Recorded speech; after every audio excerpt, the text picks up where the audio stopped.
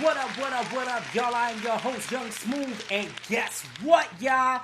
Your boy is fucking back! Yo, I'm so excited to be doing this all over again. I know. Wait a minute. Nope. I get it. I understand. It's been weeks. What the fuck? Why am I listening to this shit again? Because you know this the dopest podcast out here, so I don't even know why y'all tripping. Let's go ahead and do this shit. Real quick, made a whole bunch of changes to the actual podcast room. I've done videos, I've done live videos of it. There's more stuff to come, but I felt like I knew I shouldn't have drank this soda beforehand. Excuse me. I just felt like I couldn't wait. I couldn't sit back and let another 7 weeks go by. And it was a lot. I feel like it was 7, maybe, I don't know. It was quite a few weeks. I know a whole month has gone by. At least. I think the last episode was like in June, and I'm older now, so my birthday passed, which was July 27th, and, you know, I stuck to my guns. I said, yo, we've been in quarantine. I've seen so many people not be able to, you know, do their proms. They're not able to do their birthdays the way that they wanted to. And because we were a little bit lax on quarantine right now, where we are in the state of the world, I felt like, yo, it's not cool to just go out and decide to want to party and stuff. And I love everybody, and I do, but I kind of felt like I really just wanted to sit in my own stuff for a minute and just kind of be chill. You know what I'm saying? So I was good with that. But don't forget that you can check out the show, because I got to get past this part. You can check out the show on SoundCloud, iTunes, TuneIn, Google Music, which will soon be YouTube Music, Spotify, and don't forget you can check out YouTube. We're kicking it with Young Smooth podcast. Going to do some late night shows. We're going to do most of the interviews that we used to do. I'm gonna try to put those on to YouTube and get those popping and make sure that happens. Like, yo, a lot of shit is happening. So as far as the room goes, it is a complete change. Completely not finished. The walls are blue. It was called Garden Blue, whatever. There was a whole bunch of lighting that I had to end up putting up. Put up some new shelves. Got some Funko Pops. So the Funko Pops that I have now are Migos at the top, Ice Cube, Tupac, two Biggie ones, and Marcus and Mike from Bad Boys 2. There are a few more that are coming. So super, super, super excited about that. The artwork on the walls, I love it. I found so many different artworks in different styles. There'll be some other canvases that are coming that I can't wait to do with that. I'm looking forward to getting a new table. So the table that I have is just an older one that I'm using for right now, but the other one I'm hoping will be much, much, much, much better. But Corona got us fucked up. Like, bruh, like, can I get my shit? All jokes aside, do y'all know how much stuff I still got on back order? Like, I'm like, yo, can I get my shit? Can I get my shit? Etsy is taking me down real quick. Just want to let y'all know that. Like, they got shit that, yes, you could probably do yourself, but so I may be paying a little bit more money for other people to do the shit. But Etsy is crazy. One of my favorite prints that I recently got from Etsy was a pop art kind of thing of Outkast from the Stank On Ya album without the flag in the back. Living Single, A Different World, and also New Edition. I know it sounds very random, but and it's funny because I have like two Living Singles on here, but I loved both of them so much that I had to. I have frames everywhere. The only thing that I have to frame now is this crazy frame that will not stay on the wall, which is killing me. It won't. It's weird because one will stay on the wall from the command strips, but the other one won't, and I don't know why that side of the wall is like that. So I'm probably gonna have to nail it to the wall and get that done real soon. So now, and I just broke it again, so now I have to go get a whole new glass, and I broke the second one that I bought, so I have to go get a whole new glass again. So I'm pissed about that, but all in all, the room is just amazing. Brought a nice futon, brought a great carpet. Amazon has been my life. Like, yo, there were so many boxes. This shit don't make no sense, but I cannot wait for y'all to see it. I'm going to take some new pictures. I gotta get pillows. I got it's a whole bunch of shit to do in this room. I'm so super excited. This is my man cave. This is my sanctuary. Like, I'm in here. My homeboy, shout out to my homeboy Devin. Devin mounted my TV. It's a nice little 32-inch. The room is not that big, so it was no need for there to be a huge ass TV on the wall. Although slightly, as a man, I'm looking at it like, shit, maybe I should have got a bigger TV. However, very, very happy about that. Waiting on my goalie gummies to come so I can get my shit right, my immune system right, all of that good stuff. Lose a little bit more weight. Corona done fucked me up. I done lost that 20 pounds and trying to maintain it. I may have gained like 10 of that back. It's been real crazy. But what I will say is find a project that you love and do it. Yo, when I tell you I literally did everything from painting the walls to putting up the lights to putting up the shelves to putting up the pictures. The only thing I didn't do physically in here was mount the TV, and other than that, but I had a design, I had a way of thinking about it, like this is what I want to do, and so be it. I say all of that because I am still super, super excited about everything. Like, I love it. I love it. I can't. I really just can't stop gushing about this room. But so like we had one of those kick that lyric about like a whole bunch of weeks ago, and just in case you didn't get it, it was Another by Biggie. You know what I'm saying to you? And I got a brand new Kick That Lyric, and we're going to talk about our shit, and I'm going to go over an iconic album I'm gonna keep this energy. I'm gonna try to keep this energy for at least an hour. That's what I'm hoping for. Okay, we gonna get through this shit. And I appreciate y'all for listening. I appreciate yo. I have to go back one more time before we get into the Kick That Lyric. Thank y'all so much for listening to the show. Like, I've seen you listen to the old shows. I've seen you listen to the new shows. I appreciate it. Like, it is nothing but love. One last thing before I get into this. I had to find my reasoning for why I do what I do. And I thought about it, and I really, really, really put it into perspective. I've said it several times, and it became my mantra. I want to be the Angie Martinez in my city. I'm still trying to look to go get those interviews, and I'm going to work on that after I record the show. You know what I'm saying? Too, I'm going to have a consistent date on everything, making sure that those are the dates. This is what it is. It's going to be solid. I'm still working DoorDash. I'm still working my regular job. I mean, I'm doing a lot. But at the end of the day, I want y'all to get the best product that you can get. Because, you know what I'm saying, if you ain't putting it hot on the streets, the fuck is the point? You feel what I'm saying to you? Alright. Now, once again, in the King's English, we're going to read a passage from one of our rap icons. And this rap icon is a legend, a pioneer, an innovator. I don't know why all of a sudden I got British real quick. It happens quite frequently. I must be sleepy. So we're just gonna keep on going. And the verse goes as follows. Don't judge my life. I'm sorry I had to pick this verse, but there's a reason for why I picked this verse, and you'll understand shortly. I know a dude named Ron Dew, Pusha Q, had a wild crew on Flatbush and Avenue U. Had a weed spot, used to pump African black. He used to seal his bags so his workers wouldn't tap. I used to see him in the tunnel where fuckers at dawn. Whisper in my ear he wanna get his fuck on. I dug him, so I fucked him. It wasn't nothing. He wanted me to suck him out, but I didn't. I ain't frontin'. The sex was whack, a 4-stroke creep. I jumped on the dick, rode his ass to sleep. He called next week, asking why I ain't beep him. I thought your ass was still sleeping. He laughed. Told me he brought a new path.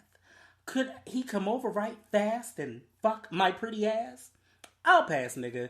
The dick was trash. If sex was record sales, you would be double glass.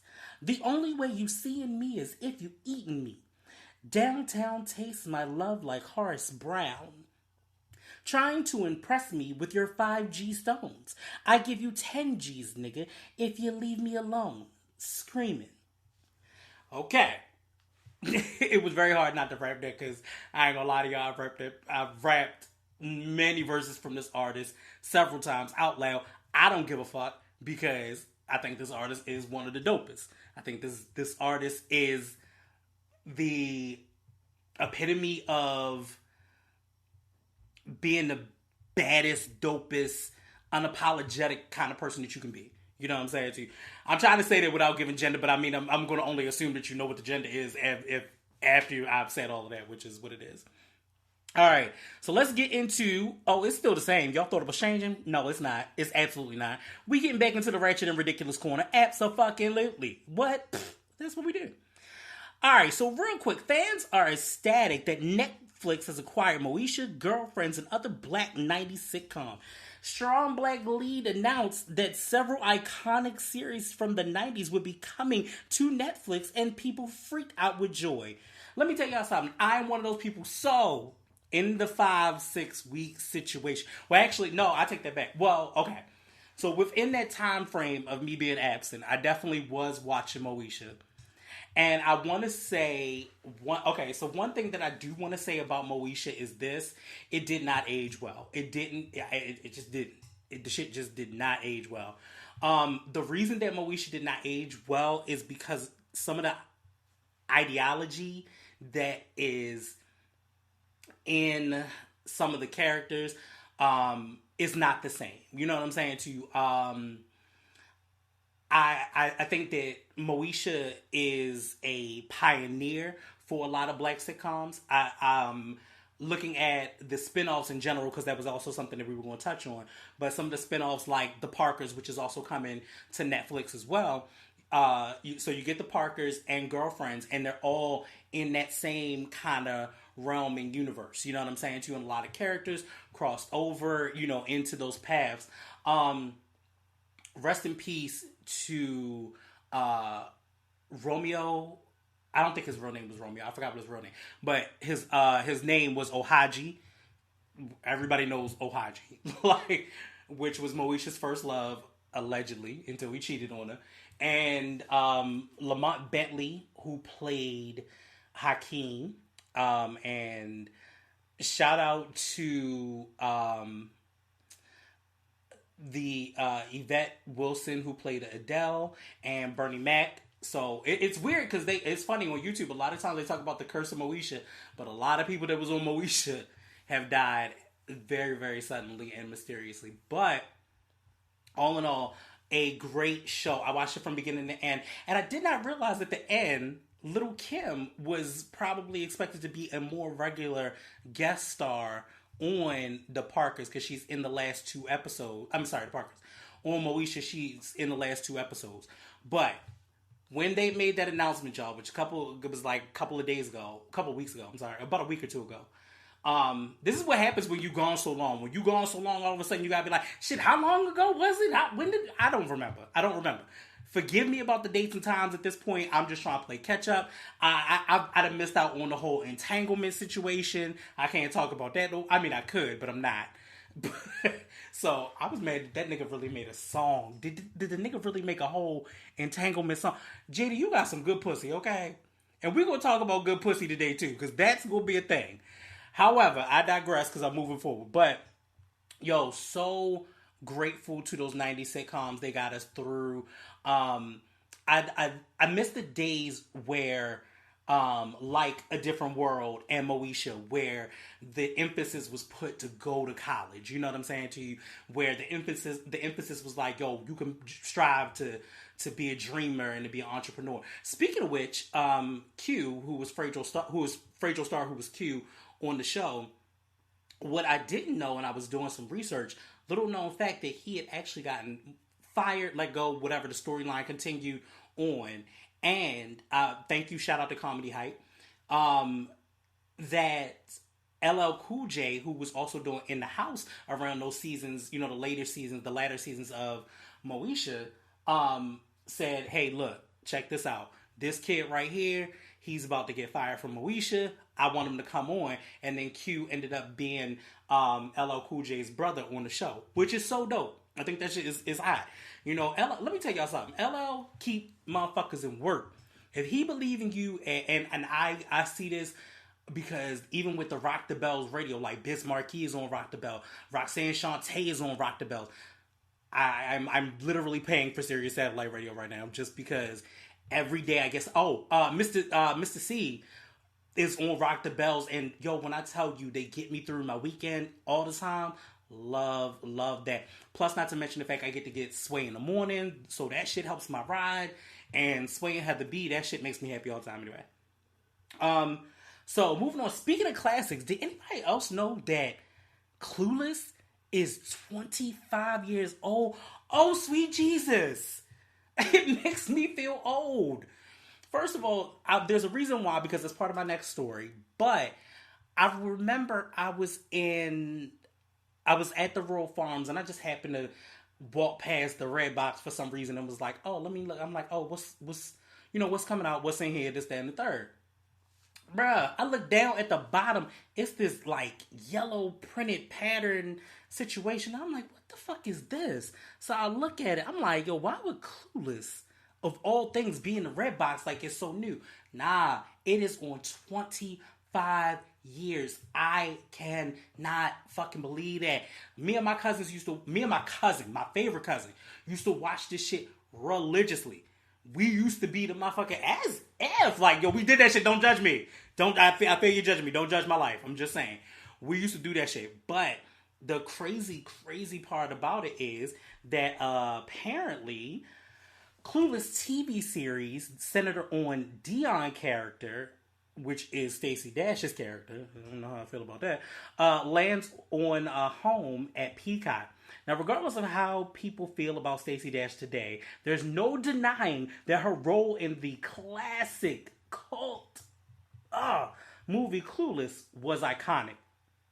Today, producers reboot of Clueless that will focus on Dash's character Dion was finally found. Oh, sorry, is finally found a home at streaming service Peacock, according to Variety. The Clueless series reboot is centered around Cher's bestie, and it sounds like it may also be giving some Nancy Drew vibes. That's gonna be crazy. The untitled comedy series is described as a baby pink and bisexual blue tinted tiny sunglass wearing oatmeal latte and what? Andero flooded look. I don't even know what that means. What happens when Queen Bee Cher disappears and her lifelong number two, Dion, steps into Cher's vacant Air Jordans? How does Dion deal with the pressure of being the most popular girl in school while also unraveling the mystery of what happened to her best friend? Wow, okay, this is going to be a lot. It was first reported back in October that Clueless was to be rebooted, but there weren't too many details beyond, and there wasn't a network or streaming service attached to the project at the time. Now the new series has found a home at the Peacock, and CBS Television will produce it. The film version of Clueless debuted in 1995 and starred Alicia Silverstone as Cher and Stacey Dash as Dion. Following its film success, the TV adaptation aired on ABC and then UPN from 1996 until 1999 for 3 seasons. Rachel Blatchard played Cher in the series, while Dash reprised the role of Dion in 2018. Clueless, the musical, debuted on stage in New York. Clueless is the latest example of a female-focused 90s staple that will get a fresh take focused on a black character. It was previously announced that Tracee Ellis Ross will voice the lead character in the animated comedy Jodie, of which is a spin-off of MTV's show Daria. The show is currently set up at Comedy Central. Let me say something about all that. I'm here for all of this, okay? I like this. I think this is a great idea. I am excited that Dion's character is coming back. I'm hoping to be more excited that it's not Stacey Dash. Now, I know Stacey Dash did not age, because let me be very clear. Stacey Dash was like in her late 20s, early 30s at the time that she was playing Dion. So, I don't think that you can still do a high school student right now, ma'am. But just the fact that that character is going to live on, and, I guess they're doing a mystery kind of thing. I don't know. I don't know how it's going to work. I hope that works out well. But I also was impressed with that part of the article where they were talking about them doing a more black spinoff of Daria. Daria was my shit. MTV, the 90s. Classic, iconic time, like, MTV, Spring Break, all of that shit, like, wanted to be immersed in all of that.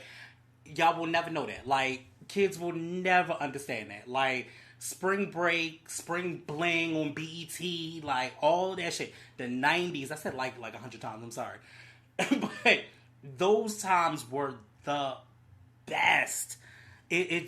It seemed like it was so much, but it really wasn't. It was the absolute best. Moving on, Interaction and Ridiculous. Drake drops new single and visual, Laugh Now, Cry Later. Plus announcements of an album. Okay, I'm here for this. I'm going to tell y'all why in a second. Drake dropped off a brand new single at 12 a.m. as promised, featuring Lil Durk, called Laugh Now, Cry Later. The song alone is dope, but he also added a little more spice by dropping the visual for the new track as well. The music video was filmed at the Nike headquarters. I know, that shit was fucking dope.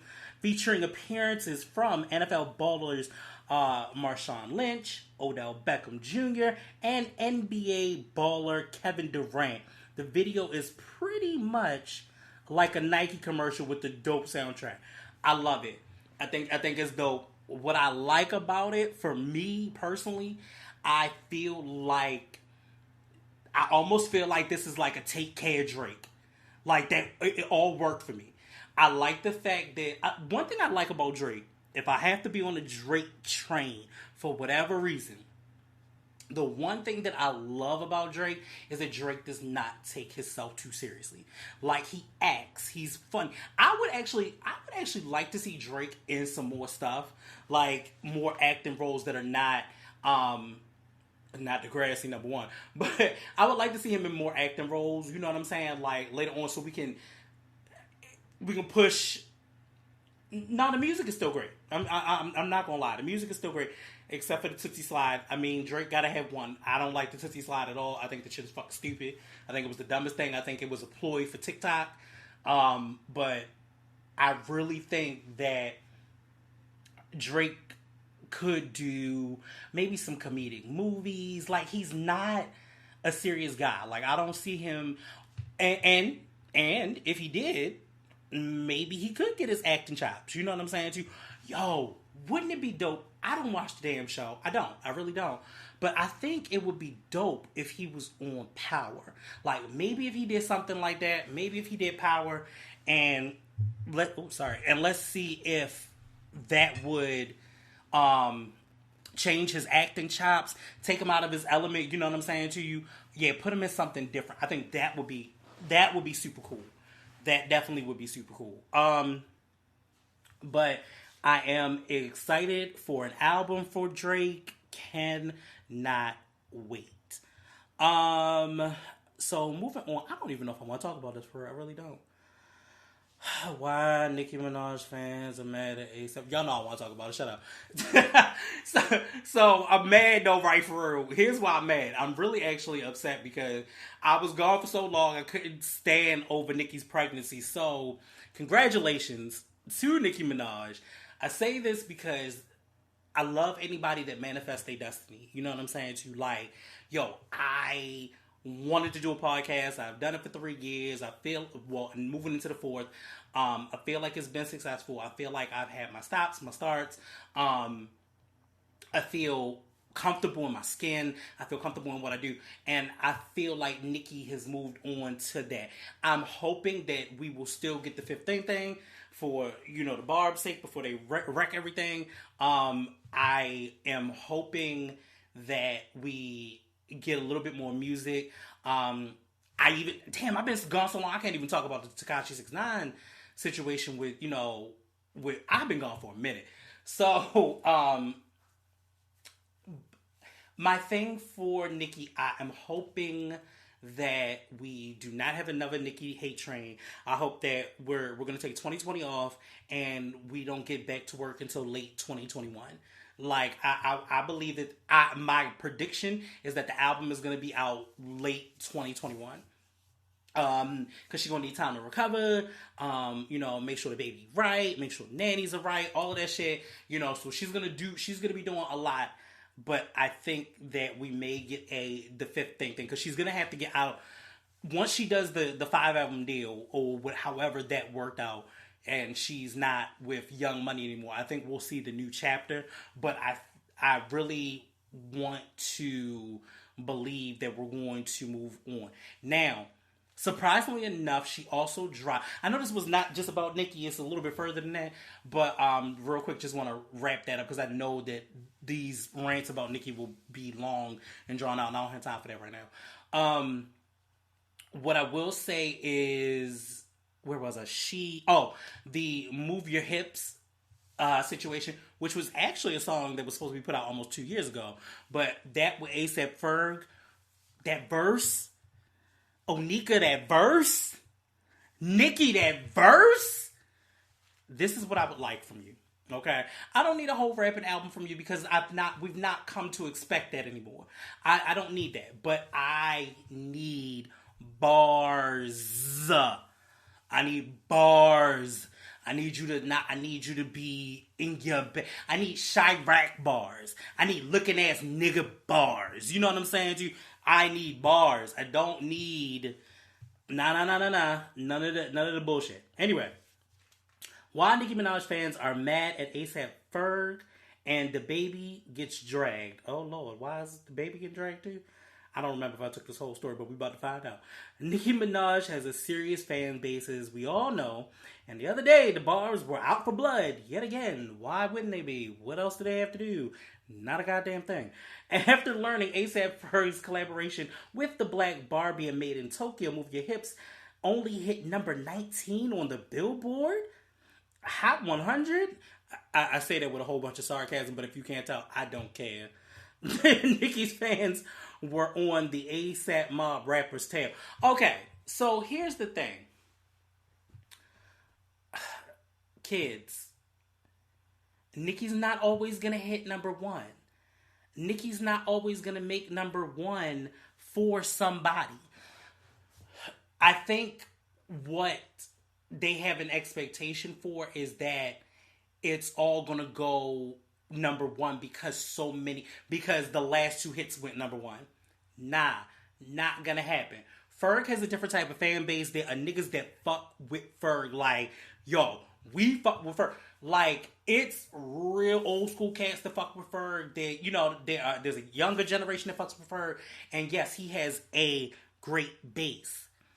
But nothing can compare to all of the controversy that surrounded Tekashi 6ix9ine to make that to go to number one. Controversy that surrounded Doja Cat, and that the female empowerment, the female unity situation is happening. It's such a big movement in hip hop right now. So there's no way. I'm not saying that Ferg couldn't have made number one, but it just wasn't. It wasn't that song.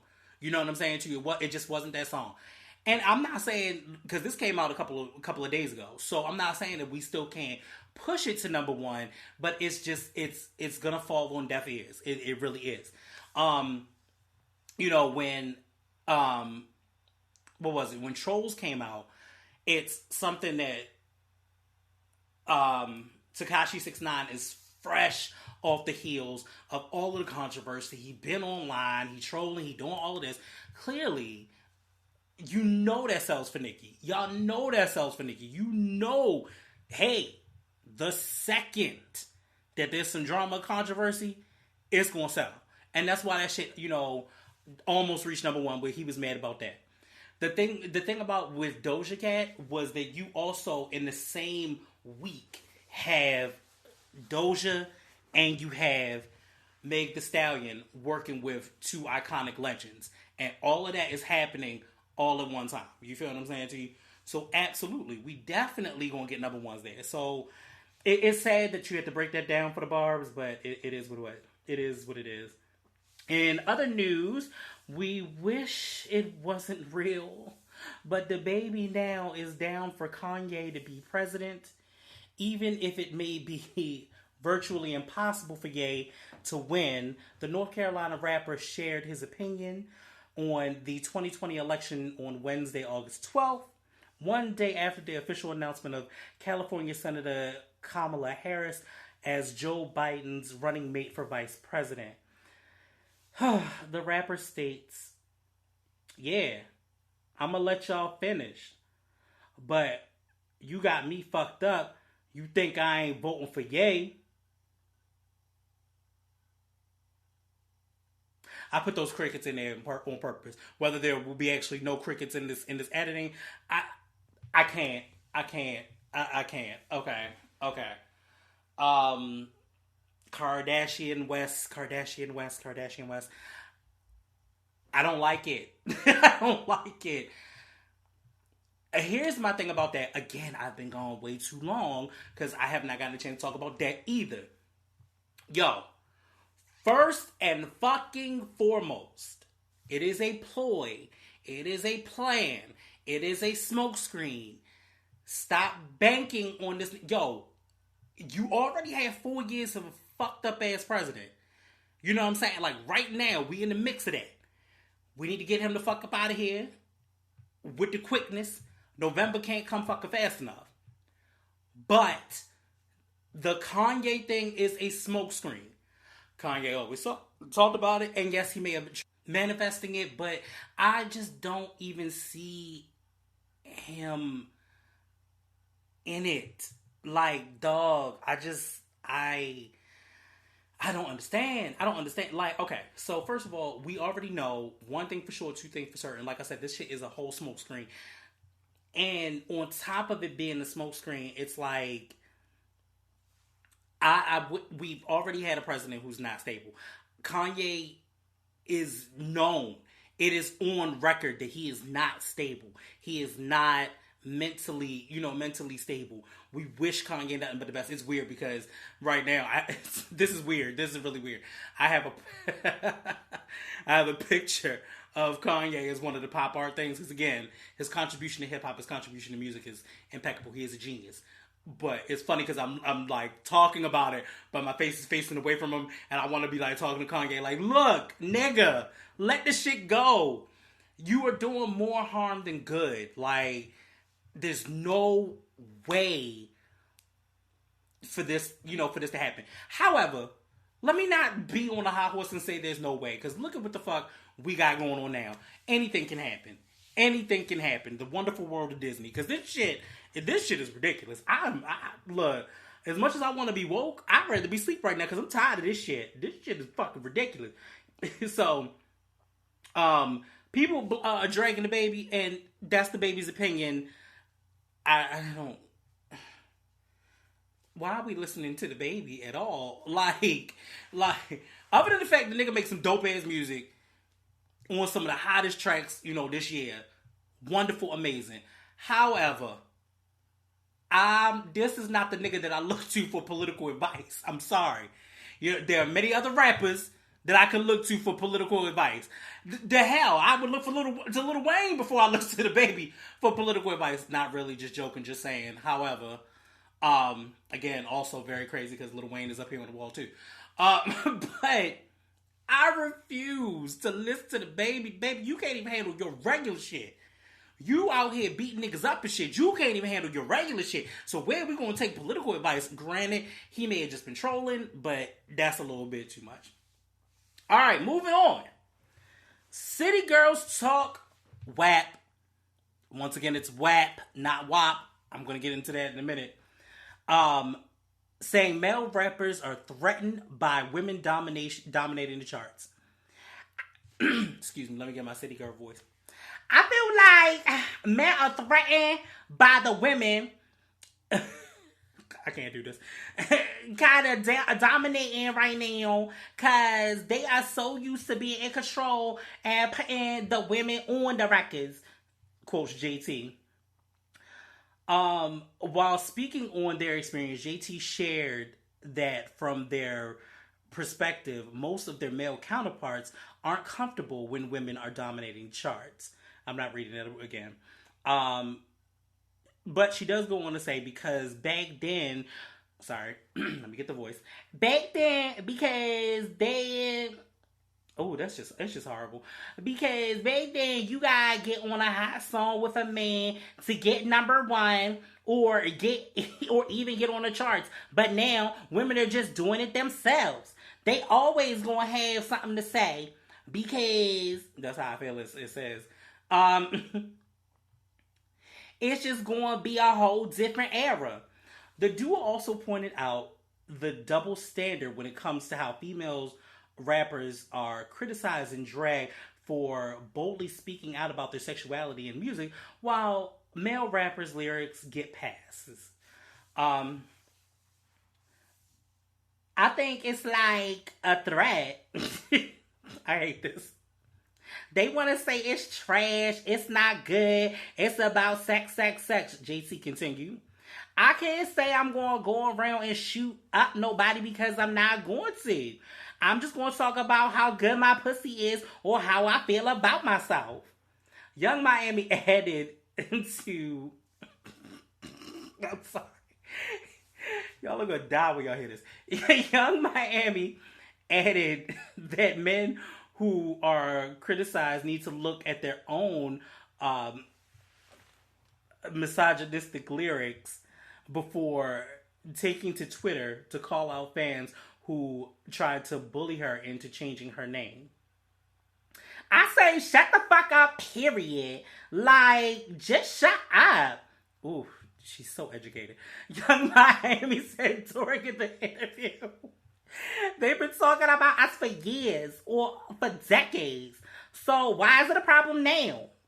In addition,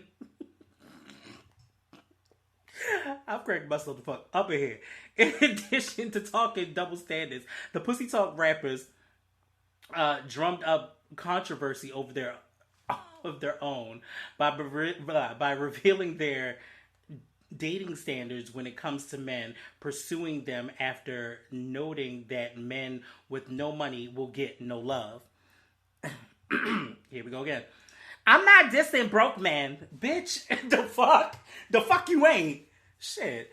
I'm not dissing broke man, but I've never talked to a broke man in my life. Young Miami said.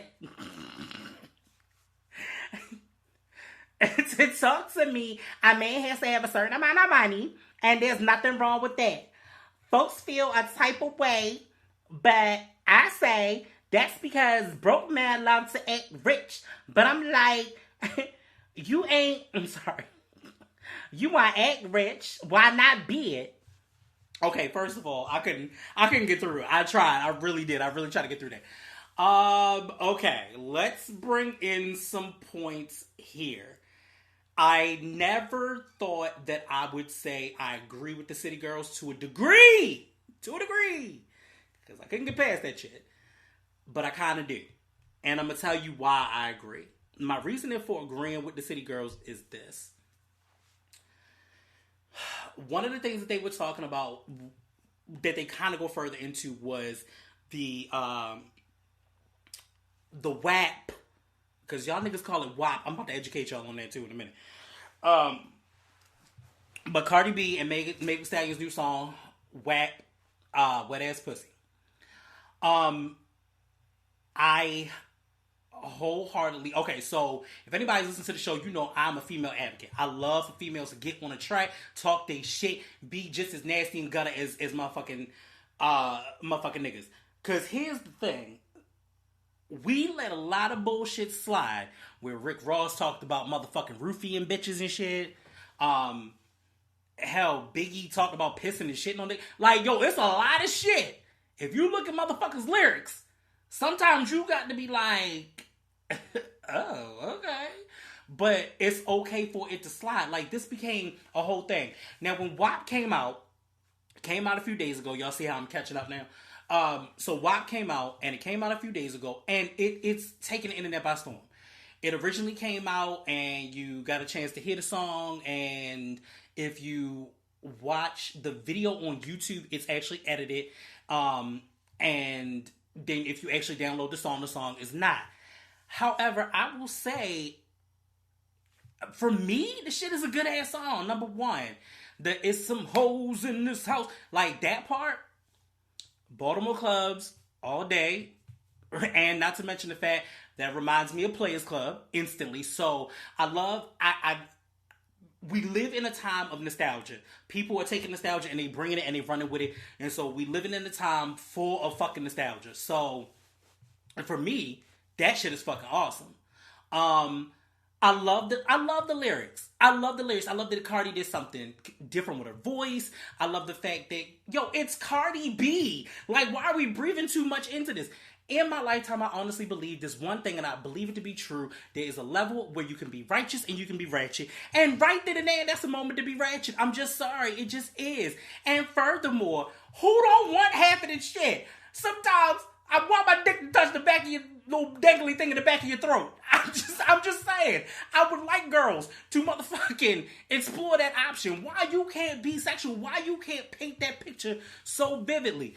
Now, what I will say, that's the horny guy in me. However, what I will say is this. I do not believe that it should have been a single. I don't think that it should have been a single.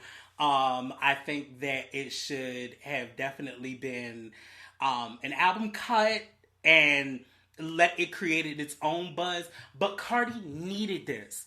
Like, nobody can say no different. Cardi even knows that Cardi needed.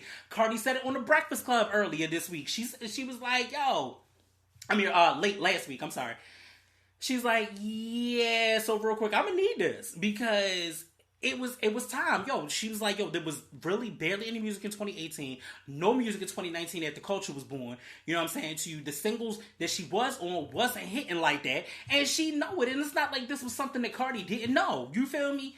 Yo, it made sense. Meg is out here, not even just hot girl, summering it at this point. She's killing it. Yo, right now, she has three. Now it is 3 songs that she's on that are charting.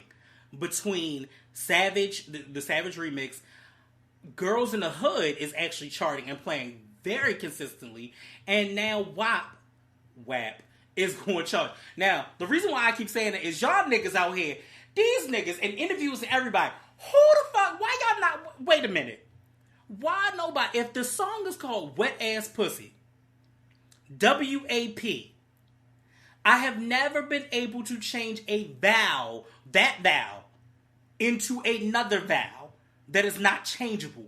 You cannot change an A into an O sound.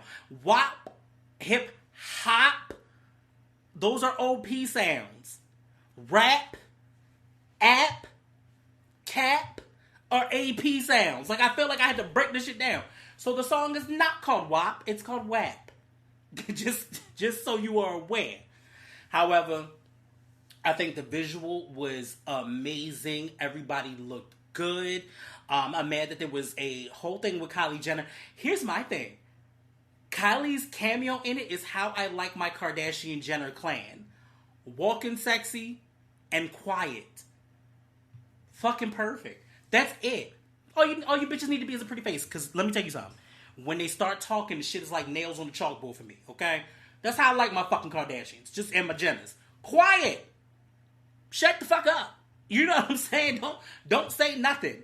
Let Chris do all the talking for y'all, because y'all bitches, every time y'all say some shit, I feel a certain kind of fucking way.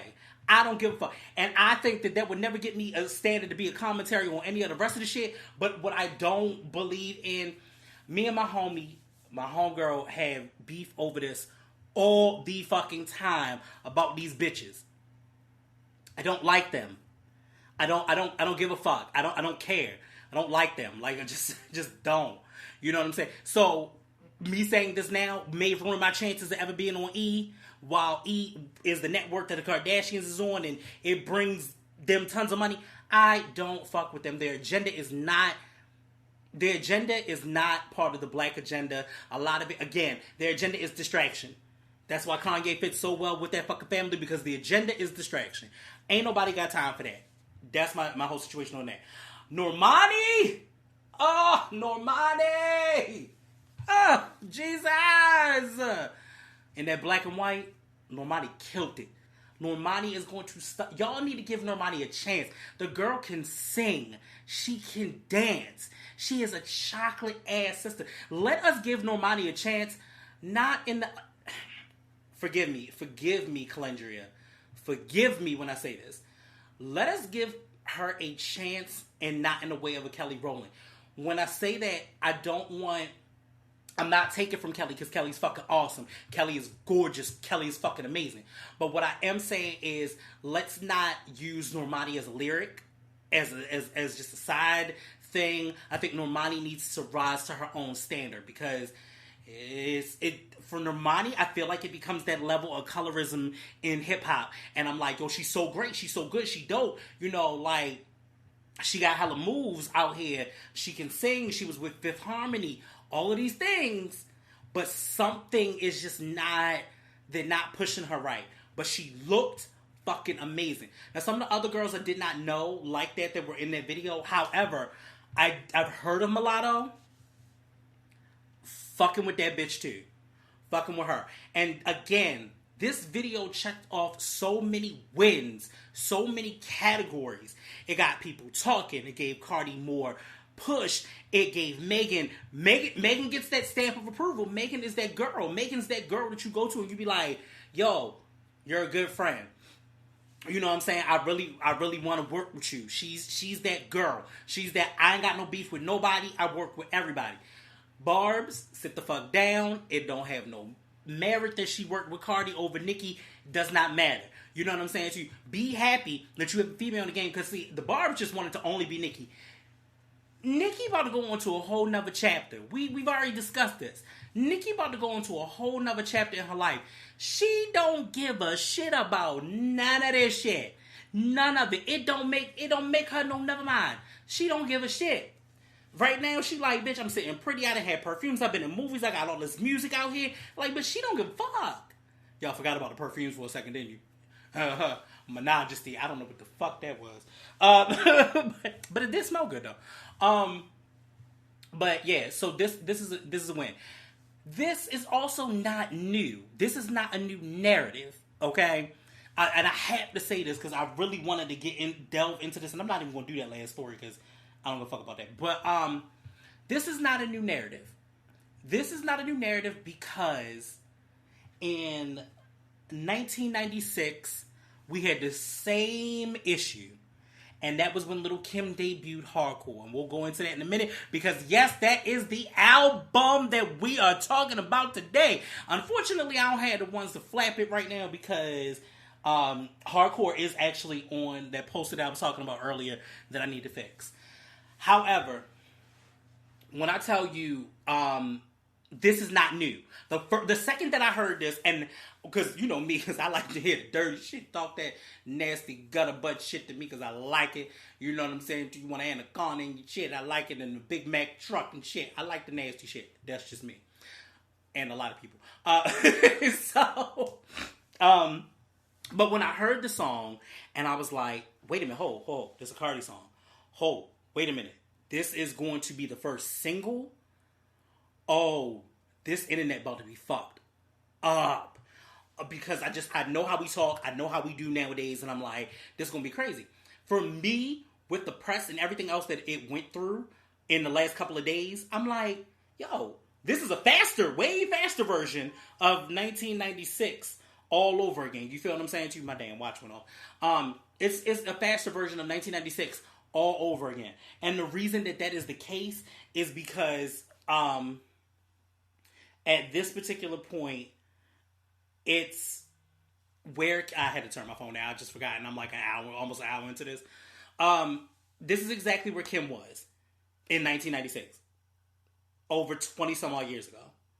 Like the backlash of her being sexual and her saying what the guys say even harder and this, that, and the third. The one thing that I like, and I think because I'm a visual person, females in the industry have been painting a better picture for me than most men had. Because, like, yo, I have watched video. Like, I sat down for hours just watching videos on MTV, BET, whatever's playing right now, and just be like, what is going on? Like, why is this the same shit? It is. It definitely is the same shit. It definitely is fuck money, get bitches, smoke weed, do whatever. Now, I'm not saying that narrative is not exactly the same for women, where it's just a lot of, this is what my pussy can do, this is what my money. But let's be very clear. Pussy and selling pussy is the oldest motherfucking working profession. It is the profession that has survived everything. And I even mean the Rona, because bitches were still selling pussy during the Rona. Not quite sure how it worked, but still, they were still out there selling pussy. This is the thing. I honestly believe that, and I said this almost 3 years ago when my girl nephew was coming up, and I was like, yo, this right here is y'all time. I didn't mean to do the Soulja Boy thing. I really didn't. But I really feel like it's a female empowerment thing. I really think that it has an ear. It's the ear of, oh shit, girls are like, oh bitch, you speaking for us, you know us, yes sis, let's do it. Guys are like, damn, that bitch sexy as shit. The fuck, damn, I want to fuck, because that's you know what I'm saying. That's primarily the main thing, and it's like, yo, it's the natural blueprint for what it is. Nothing about this is new. Nothing about this is new. Everything about this is exactly the same. You know what I'm saying to you? So let's not get our panties in a bunch. You know, you're always going to have the good girls over on the other side and the bad girls or the hoes or whatever you want to call them. Not hoe shaming, not slut shaming, just calling a name out for it. They going to be on whatever side they going to be on. So it just is what it is. You know what I'm saying? I again, shout out to Cardi, shout out to Meg. You know, I feel like Their interaction before the song dropped was very genuine. I do not feel like this was a label push, and a lot of people have said that it doesn't feel like a label push. It didn't. It didn't. I mean, it is not even a coincidence, but it just kind of is what it is that they're on the same label. But genuinely, I think that they worked well together. They laughed well together. I think that Cardi, just in general, Cardi for me is a good person. She's one of those people that I think that looking at her on the outside, I think that she is a good, fun-loving person with a ton of insecurities like anybody else. And if you get her fucked up, it's on sight. So, I mean, what make her different than any of the rest of you bitches? Because y'all do this shit every day, and y'all do it for free. Just saying. So, moving on to the album of the week. Yes, I talked about it earlier. The album of the week, of course, hands down. If we're going to talk about Wet Ass Pussy, we're going to talk about the 1996 debut of Lil' Kim's Hardcore. Oh, what?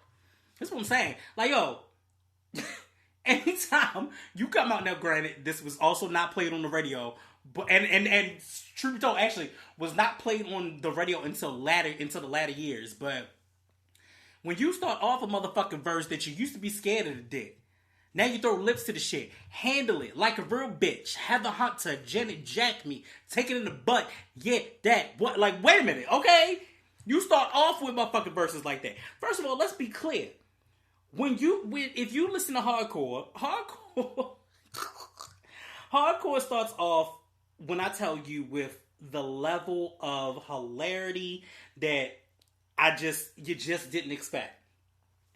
Hardcore started off with the first interlude, and the very first interlude was a nigga in New York catching a cab, getting out the cab, being cheap, telling a nigga keep the change, going to the ticket holder, asking for a ticket for a Lil' Kim Hardcore, going to the concession stand, asking for a popcorn with extra butter and a lot of napkins, sitting in a motherfucking movie theater where all you hear is moaning and groaning like it's Lil' Kim's porn, and then hearing him jerk off, and when he comes, the fucking beat drops and starts this whole album that is an amazing, iconic work. This is Kim setting that blueprint. Telling you bitches like, yo, you can be who the fuck you want to be. Okay, I guess it's because I'm excited about what I'm doing. My watch is like, bitch, you happy. But you can be as explicit as you want to be. You can be as, quote unquote, hardcore as you want to be. Hardcore is the debut studio album of American rapper Lil' Kim. It was released November 12th, 1996 by Undies Records, Big Beat Records, and Atlantic Records. After achieving a success with the hip-hop group Junior Mafia and their album Conspiracy in 1995, Kim began working on her solo album with Notorious B.I.G., serving as the executive producer. Besides this, he performed on 4 songs on the album. Also, well or unknown fact, on Hardcore, which was the album while Biggie was still alive, Notorious K.I.M., La Bella Mafia, The Naked Truth, and even now 9, Christopher Wallace is still labeled as executive producer on all of those albums. And that was also to give money to, Big's estate or whatever. And I think that's one thing you can say about Kim. She's a fucking writer. She collaborated with a number of producers such as Sean Puff Daddy Combs, Stevie J, David Ski Williams, and Jermaine Dupri, among others. Other rappers included Jay-Z, Lil' Cease, and Puff Daddy that were featured on the album. The album was notably for its over raunchy sexual tone and Kim's lyrical delivery, which was praised by music critics and is considered a classic album. Hardcore debuted at number 11 on the U.S. Billboard 200s and at number 3 on the Billboard Top R&B Albums, selling 78,000 copies in its first week while reaching number 26 on the Canadian album charts. The album was certified double platinum by the Record Industry Association of America, or the RIAA, and was sold over 5 million copies worldwide. After making her debut recording appearance on Junior Mafia's Conspiracy album, Little Kim, I paused because I had to breathe. Little Kim appeared on records by artists such as Mona Lisa, the Isley Brothers, and Total, while recording her debut album, Hardcore, was mainly recorded at the Hit Factory in Manhattan, New York City.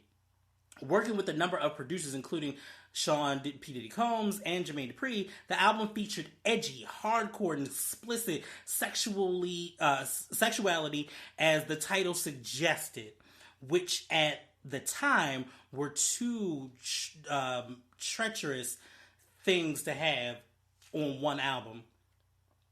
The album was originally titled Queen Bee. Guest artists include Jay-Z, the Notorious B.I.G., and other members of the Junior Mafia. The promotional campaign for the album included the album cover featuring a provocative advertisement of Kim dressed in a skimpy bikini and surrounded by furs. During the recording sessions, Kim and Big made a demo of the track Street Dreams, never released officially. Big Mama Thing was originally intended to be a diss towards Faith Evans and Tupac, but was re-recorded after Biggie disapproved of it. The verse containing remarks against Faith was replaced by Jay-Z's vocals, while the third verse, which had a diss on Tupac, was recorded by Kim. Surprisingly, I also found that it is on YouTube. I can't quite remember where it was on YouTube, but I did find that. Where I actually found I was doing something one day, and I actually found the original version of it that was like that, and I was like, oh, okay. No, you know what the crazy shit was? I'm gonna tell y'all the crazy shit. Hold on. The crazy shit was, I guess, I just was looking. I was, sometimes YouTube will take you down a weird path, and I was looking at some B.I.G. things, and I was looking at everybody that was at the funeral, and then that happened to come in the recommendations, and I was like, what? I was like, when the fuck was this? I'm like, what verse is this? Yo, there are a lot of unreleased tracks out here. Artists worth their salts have unreleased tracks. Like, yo, just recently, just off topic just a little bit, just recently, the troll situation, I was on YouTube, and I think this is why Google is going to YouTube Music, but I was on YouTube Music, and there's an alternate version of Trolls, and I was like, what?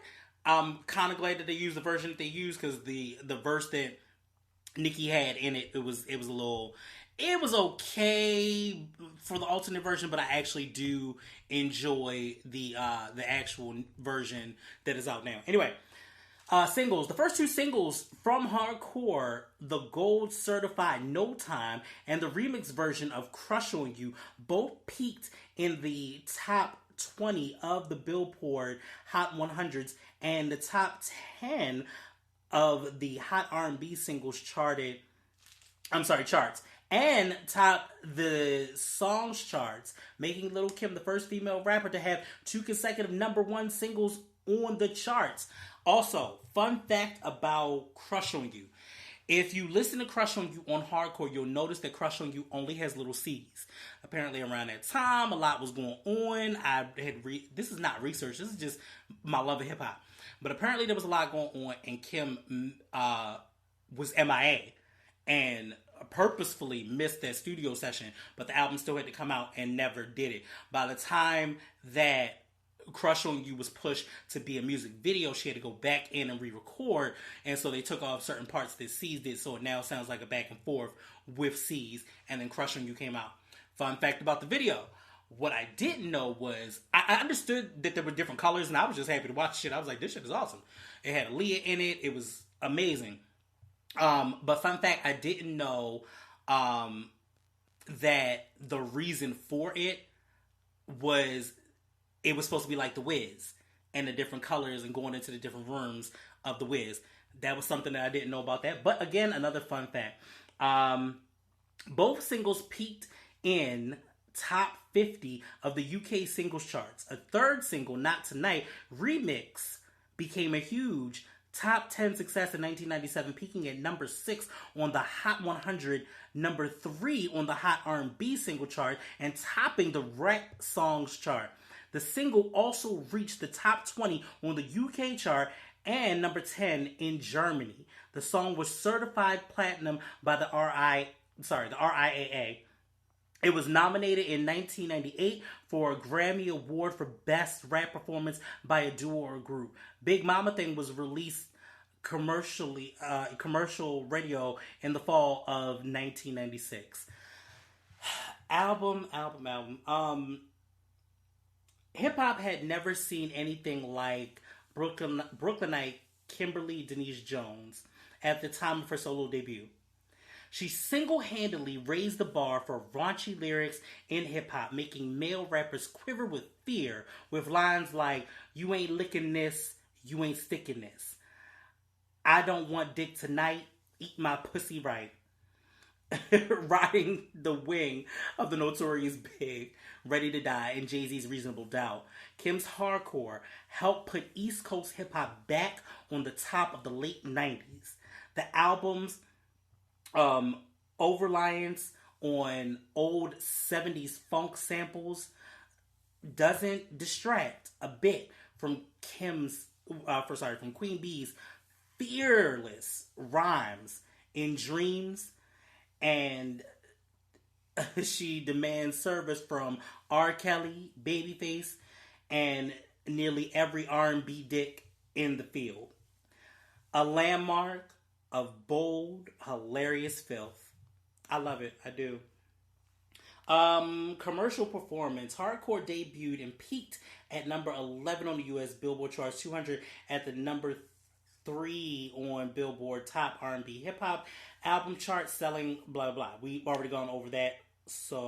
But in August of 2018, the album entered the top 10 hip-hop R&B albums charted on iTunes, reaching number 6 despite the album being released nearly 22 years prior, and eventually reached number 1 for a short time. It also peaked at 22 on the overall album charts on iTunes.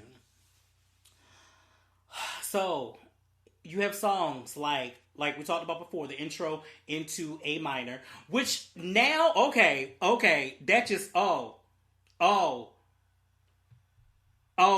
that's some genius shit. That is some genius shit. I just had a fucking thought, and this is some shit. So, wow. You ever just have your mind just be fucking blown real quick? I did not think about this until I said it and had to say it out loud. Intro into A minor. So you would think that A minor is a chord because it's a music thing. You know what I'm saying to you? No. That is not what that meant, yo. What that meant was that, wow. I am so done. I just did not know this until just this second. In the squatting position that is on the, not necessarily on the cover, but was for the promotional cover for Hardcore. Little Kim talked about this on the Talib Kweli We the People show, and she stated that she was 15 years old when she got into that position, and it caused all type of controversy for it. It now dawns on me the subliminalness of the very first track, which was the interlude, but it was intro into A minor. Nigga, what? Mind blown. Did not think about that. That shit just dawned on me after I said it. Wow, that is so cool. I will never look at this album the same now. I will never. It just dawned on me. And shout out to all y'all motherfucking jail niggas that was lusting over that shit. Bitch, you was lusting over a kid. Y'all fucking pedophiles, you nasty. But she grown now, so it don't matter. Big Mama Thing, which featured Jay-Z and Little C's. No Time, which had Diddy on there. Spend a Little Dough, that was my shit. And that was, I think that was, that was, Ski directed that one. And as a matter of fact, No Time was directed by Sean Diddy Combs and Stevie J.